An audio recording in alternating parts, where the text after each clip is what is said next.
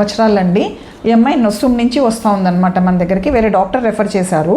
ఈ అమ్మాయికి పెళ్ళై 1.5 సంవత్సరం అయింది. ఆల్రెడీ ఒకటి మిస్క్యారేజ్ అయిందనమాట. తర్వాత మనం అంతా వర్కప్ చేసినప్పుడు ఈ అమ్మాయికి ఏఎంహెచ్ వచ్చి 0.4 ఉంది. చాలా తక్కువ ఉందన్నమాట ఏఎంహెచ్. వయసు ఏమో చాలా చిన్నది. సో 3D స్కాన్ చేసినప్పుడు మనకి స్కానింగ్లో అమ్మాయికి ఒక పాలిప్ కనిపించింది.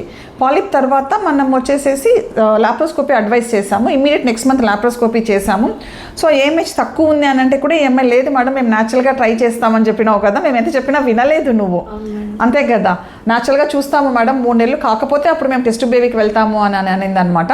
సో ఏఎంహెచ్ 0.4 ఉన్నా కూడా ఈ అమ్మాయికి మనం పాలిప్ రిమూవ్ చేసిన తర్వాత ట్యూబ్స్ అండ్ చెక్ చేసిన తర్వాత న్యాచురల్గా కన్సీవ్ అయిందండి.